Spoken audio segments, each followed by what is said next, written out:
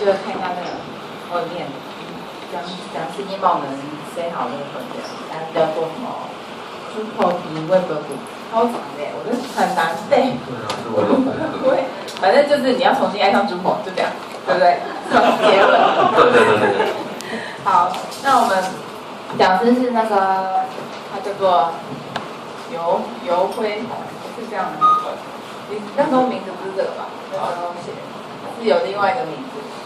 我还是直接用这个名字好了。他有一个害羞的名字，等下他自己去问他。好，那他是从大概入口4点多的时候，刚说4点7的时候就开始使用，然后一直到入口6的时候才真正深入研究，就这样。对。那他今天要让大家各位重新爱上猪头，大家掌声欢迎一下。谢谢。大家好，我是游文宏，然后从中研院。可以听得到吗？可以。好，谢谢。那这份简报我已经 release 出来了，然后一起授权。台下如果你们坐在比较后面的看不太清楚的，这边我已经上传到 SlideShare 上面，那网址在这边。那好，会来听这个议程的大家怎么样？你们会觉得 Drupal 不是很快的？哦，对，所以大家才来这边嘛，对不对？好，那 Drupal 不是很快，但是大家都好喜欢，就觉得虽然它不怎么快，但是我还是想用它的。太好了，这样子我来这边讲个资本。今天讲我们单位这个案例啊，这个 case study， 然后我们新开发的一个网站，就是目前的网址是 dev.taipei.tw， 然后它的状况是它的读取比写入多，也就是说，可能上一个session大家听到的那个案例，可能就比较不适合我们，因为我们就是东西dump进去之后呢，我们就会找再去改动它的这样子，然后每次更新都是小幅度的微幅的更新，资料更新这样子而已。但是呢，我们有非常多的资料来源，因为我们会从很多那个生物资讯的那些单位把这些他们的资料要过来，然后我们把它汇整进来。所以说你可以想象到每个单位它有不同的 database schema， 不同的定义，不同单位定义，然后不同的资料，它可能日期它有的用民国，有的用西元这样子。然后我们主要的任务就是我们要把这些东西处理好，适合把它摆进来，这样子。好，那我们这个新网站开发的目标呢，就是说我们的老板要求说，我们开发出来的 Drupal 模组呢，我们希望到最后能够 open source 给别人，给我们的那个朋友，很多的合作单位。我们希望说，你装了之后呢，我们上面的资讯，你就可以跟我们用的享受一样的功能。自己装你的 Drupal， 然后拿着我们的模组去用之后呢，装上去，哇，你的功能就跟我们的网站一模一样的 powerful 这样。好，那我接到这个需求呢，我就开始想，那共享，那按照 Drupal 的方法的话，我一定要把它做成模组嘛。如果我不想把东西功能写太死的话，我一定要用 views。然后因为我们用 Drupal 7嘛，所以我们希望说，我们用 Drupal 7开始有的这个 entity， 我们可以让它自己选择正三栏位这样子。好，那这就是我原来的如意算盘。当然了，大家知道说 Drupal 有很多已经现成的。现在人家已经写好的模组啊，像什么 panels 啊、views 啊，然后一堆版型啊什么的。那时候我就很天真的想，照我这样想象的话，这个网站应该差不多1-2个月内就可以搞定了吧？结果到现在还没有完全。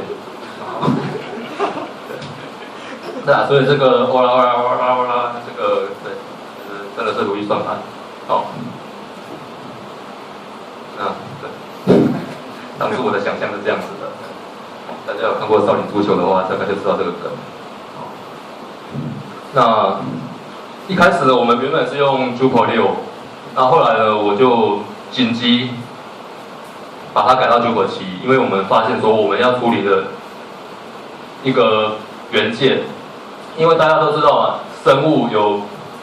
很多不同阶层的分类，然后底下有不同的各种不同的那个物种，我们都要把它收纳进去的话，我们当时我就想说，我们要直接用 Jupyter 的taxonomy的机制，我们可以处理上下位阶层嘛，这都是现成已经写好的东西了。想说，拿来处理很方便。但是呢 ，Jupyter 6它没办法帮 taxonomy 加栏位，或者说它加的话非常的麻烦。所以那时候想说既然我们要做到这个功能的话，我们马上干脆我们就直接用 Entity。所以说我们直接杀到 Jupyter 7那边去。那 Entity 呢，它其实是大家应该要把它想成是两个概念的总结合，一种是 Entity， 一种是 Fields。然后呢，其中这个 Fields 我们要先定义说这个 Fields 它长什么样子，然后最后再把它实体化出来，然后跟我们指定的这个 Entity Type 把它合在一起，成为一个 bundle， 最后才是一个 Content Type。这样，那就像我刚刚举的这个案例啊，我们需要有一个生物的分类数，我们就是要先定义说这个每个 taxonomy 每个 term 它有哪些栏位，然后呢再把这个栏位迁到这个 vocabulary 之后呢，我们再产生出这个特殊的这个 taxonomy 出来，这个 checklist taxonomy。那用那个物件导向的概念的话呢 ，entity 它就像是在宣告 class 还有 method， 然后 fields 的话，就比较像在宣告 properties attributes。那时候我在想说 entity 这个东西呢，哇，设计实在太棒了。我自己写程式，就是写久了就会去想说，哇，这个架构实在太美了，然后想说太好，结果呢，结果我们发现说，其实呢我们并不需要，因为像那个 fields， 每个 fields 它会储存它特别的 language， 我们只要你有在用 Jupyter 做多语言网站的话，你就会发现说，只要你启用了不同的语言，比如说你可能会一个网站，你可能会用中文、英文、日文版这样子，它就会帮你指定说，你这个栏位是用什么 language 储存的。但是呢，我们实务上我们并不需要。然后它Jupyter 里面它有一个 revision， 就是版本控制的功能。这个东西我们也不需要，因为我们每次就像我刚刚一开始讲的，我们资料汇进去呢，基本上就不会再动了。要动的话，也是整批砍掉重来。那这些东西呢，很多东西我们就发现说，我们其实并不需要它。但是呢，那时候我一开始用 Vue 实做的时候，才发现说，它都会帮我们太过好心，把我们东西都一并捞出来，就造成说他做了很多不必要的工。那还有就是 fields， 一个 fields 它就需要一个 table 来存，然后你会发现说，当你的规划的 fields 越多了之后，你背后跑的 views 那个 SQL 非常可怕。还有就是我们规划了很多 views， 但是呢，它大部分都是做相似的，选一样的资料，但是做不同的输出。那这很多不同的查询呢，其实显示在同一页里面，它其实做的都虚构，就代表就是让那个效能就整个又降了下来。那要观察说我们那个效能评级在哪边呢？这时候我们就要遇到说用到那个我们 Jupyter 里面常用的工具 Eval， 还有你浏览器端的那个效能的分析工具这样子。然后我们做的分析的步骤是，当然是我们是先从 server 端去看说，东西到底是搬在哪边。如果说 server 端并没有什么问题的话，我们才怀疑说可能是前端你扔的 HTML 或者是 JavaScript 的时候先出了那个环节出了问题，这样。那这就是我们还没用那个 Vue 之前呢，它后端跑的 SQL 的片段，大家可以看到，光是跑这一页我们就花了 DB 的部分哦，我们还没有 HTML 产生那些部分还有算哦，就花了5秒多。吓死了，这怎么看？我从来没有看懂过。然后我们老板的反应就是。这样子。那当然了，我们第一个知觉，我就会想说啊，我就开始用 Cache 啊，跟把它那个效能快不起来，我们就用 Cache 来作弊嘛，对不对？好，然后一开始我们是先改善 PHP 它本身的那个 code， 看看能不能让它跑快一点，所以我们用 APC。然后接下来我们输出的网页，然后想说，既然我们是读笔写多嘛，我们读出来的东西基本上不会变，然后我们就用不时的来作弊吧，来取巧。你每次你 load 第一次之后呢，我就把你的东西存起来，你之后再 load 同样的东西，它都给你不一样的静态网页，就不用再运算了。这样，还有那个 Drupal 还有 Vue 本身它内建的 cache 机制。但是最后我们想一下，刚上面那一页，我们其实是慢在 DB 这边嘛，所以在我们这个 case 里面呢，上面这些做这些东西呢，其实都没有达到重点。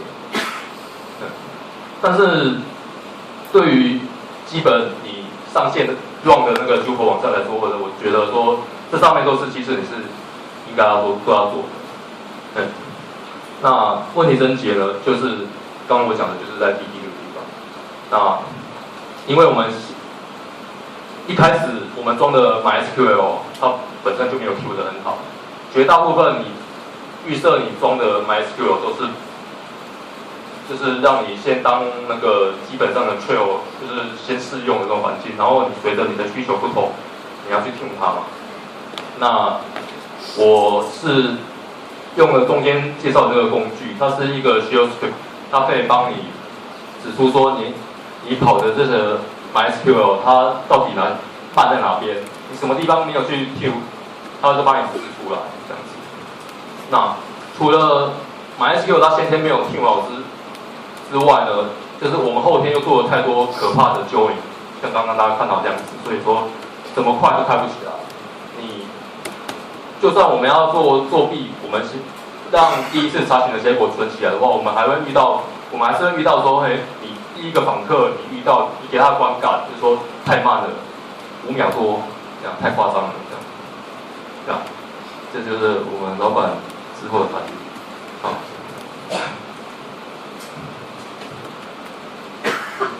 那，对他真的是这样跟我讲啊，然后我也是这样，当时也是这样点，说怎么办？老板请我来用 Drupal 做网站，可是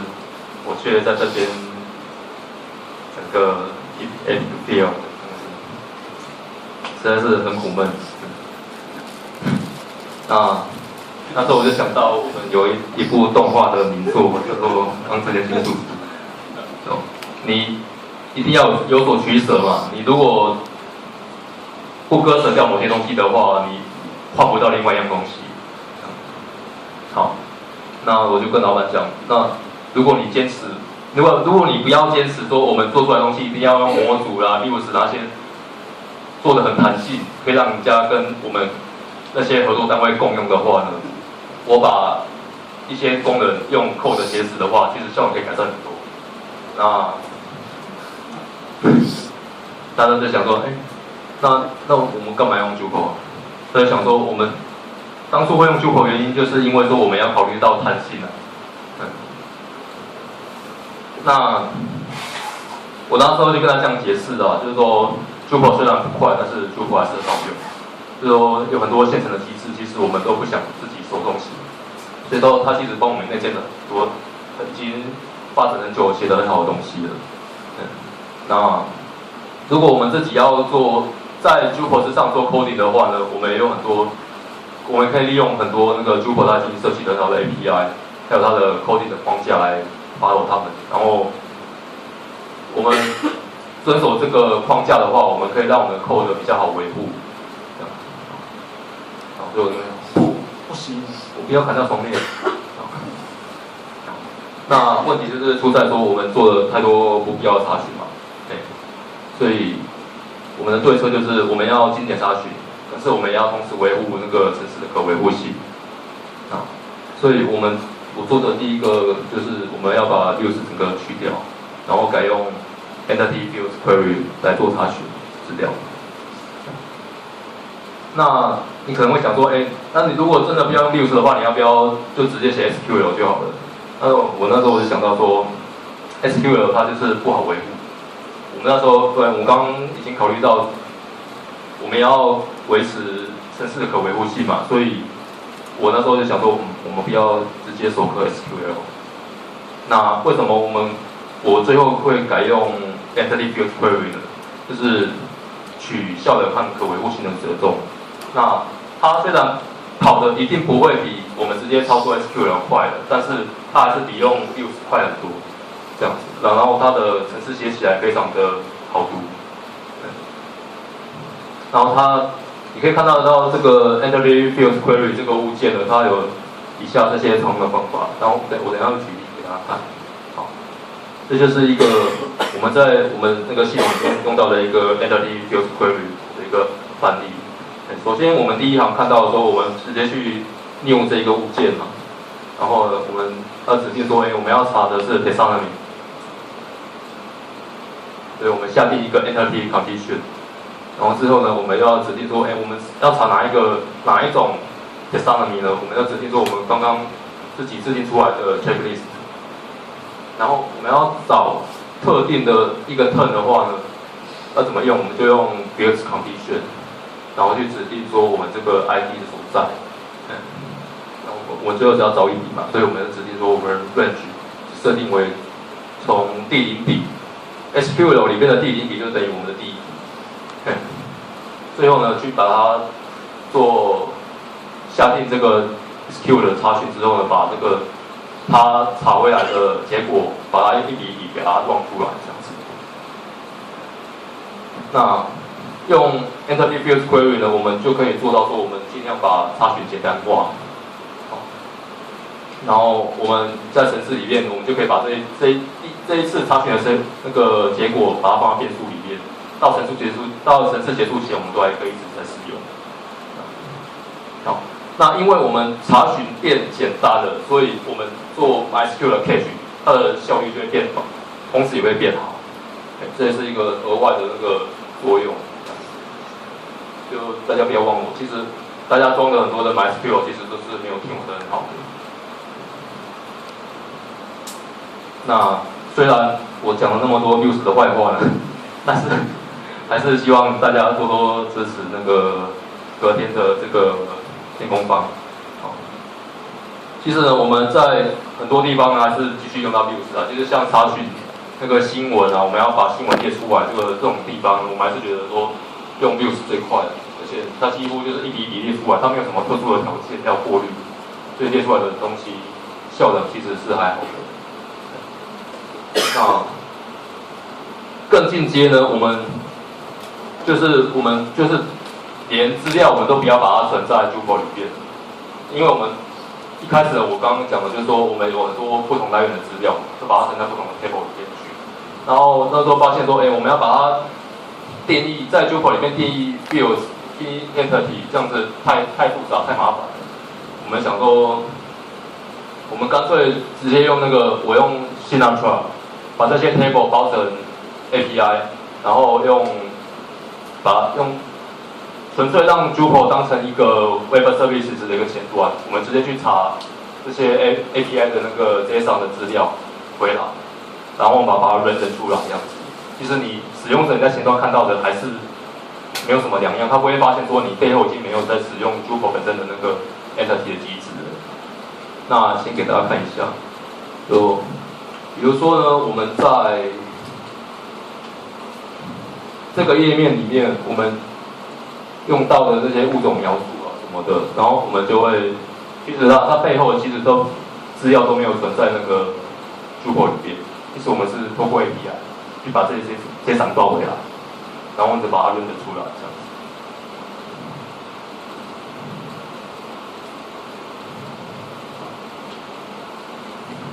那就是这个额外的作用，就是说我们同时做到了 Open Data， 因为我们之后呢，这个 API 把它 release 出来之后呢，大家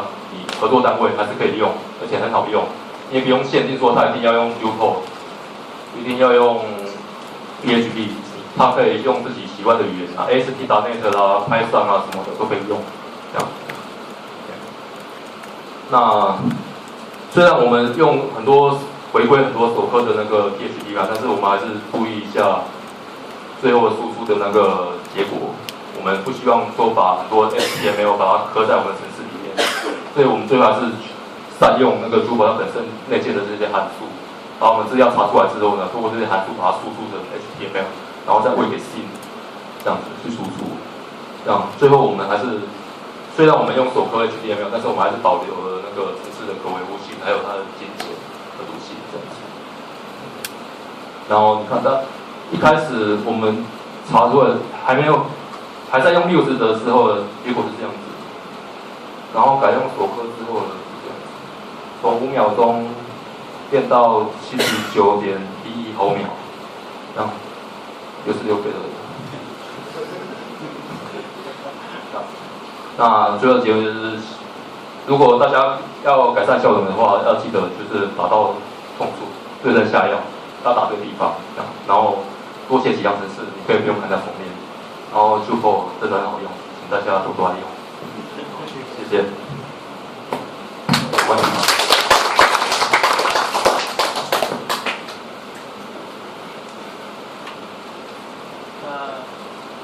第一个，我先非常感谢你带来分享，因为我觉得你讲到是我现在痛处哦，因为我的老板现在也叫我做一些中大型的案子用Drupal做，因为他发现小型系统用Drupal解，他觉得还蛮开心的。可是，一上到中大型的时候，我的资料笔数的话，遇到什么问题？那我的特性当然被你导过来，我是写多读少。对，举个简单例子好了，我要瞬间可以容纳几千个人进来写入他基本资料，他告诉我他户籍地址在哪里，他要上传他的大头照这样。OK， 那我这边有几个问题想跟你请教一下哈。那第一个，你刚刚提到说你用基本上你的资料表结构都还是用 Drupal 的结构下去做，那你只是说不用透过 Vue 使你改用 Entity 的那个 B 的规律方式下去做这样子。那第一个，我希望能够把登录的那个人的账号带进去到那个规律里面的 schema， 系统 schema 里面，有办法带进去的，可以的。我只允许，那这样能够跟他的那个 Drupal 的权限控管绑在一起吗？可以的，可以的。这个是 OK。所以比如说我下去规律的时候，他规律到他自己的资料，他具有 edit 的权限，他规律出来是别人资料，他就只有 read only， 这个权限部分都是可以搭上。查一下背后的那个函数怎么运作，背后的 permission 的函数怎么运作，但是你每个 user 登录的时候，它就有一个变数，就代表说他自己嘛，他的 UID 啊，对吧？你在这个 session 底下已经知道说你是当下是用哪个身份来做的。OK， 那你刚刚说的那些函数是有关于在 hook 方面的函数吗？还是用的只是那个 entity 的 query 的函数而已？那个已经有现成的函数可以用，你不必用到你的 entity 的 query， 那个就太 heavy 了。所以只要 entity 方面的函数就可以解决问题了。那个东西你用到 user 方面的函数就好了。我回去查一下，有些设置判断一下你要哪个权限就好。OK， 所以它可以跟因为我想要跟那个 entity 的第二规律要能够整合在一起，因为它已经跳过 view 了，它已经没有 view 了。那你先自己投点那个，就是你在呼叫你要下 Q 之前，就先用逻辑判断它可不可以执行那个 Q 你先用预测的看看它有没有权限，没有它就直接把它略过，不能不要去执行那个 Q。OK， 好，我把我刚刚的那个状况再描述一下哦。假设学生来填的他资料嘛，1000个人来填嘛。OK， 那我可以看我班上同学的手机号码，还有他 email。可是我自己的时候，我有 edit 权限，旁边有个 edit link 可以点进去修改我自己的电话号码，修改我的 email。所以他会依据不同的 user 去决定他在看那个query的那个资料的权限是不一样的。所以我刚刚的问题点是在这边。那你的效能升级是在卡在什么地方？我的效能增减，我老板只有讲一句话，做得好的话，就机器再丢个20-30万进去。我们用钱把它解决掉。丢20-30万，你要解决是同时很多人登录资料，同时是多同时，说1秒钟，像 Facebook 这样子，1秒钟非常多的。我目前看到比较夸张的话，我的 concurrent user 可以达到3000多个人以上，同时在线。对，然后每个人进来停留时间大概都到60秒到90秒之间。那你可能要先像我刚刚讲的，你先 Q 好 MySQL。我其实已经在用你刚刚说的方法了，因为我从 DB 端先把这个问题解决掉，对我来讲，最简单做个 index 对我来讲会比较快的一点。对，我稍后会有空你会针对谈到这部分。所以我刚刚提的部分就是 user access 那部分是 OK 的，可以跟你的 entity 的那个变的规律是结合在一起是可以的。好，再来的话，我如果想要归类出图片跟归类出档案的话，它带出来是一个 URL 吗？还是带出一个巴拉巴拉什么的 log 之类的东西？你归类出来的那个你的物件呢，它包含的整个，就是它整个栏位，很多栏位都包在一起，所以你要去指定说选出哪个栏位来，然后那个栏位当初是纯 URL 的话，是什么样的形态的资料？ OK， 假设我学生他透过是那个 content type 的那个图片上传他的大头照 ，OK， 那我在 view 里面秀的时候，当然我可以秀出那个缩图出来嘛。那我如果今天改成是用那个 entity 的 view 的规律的话，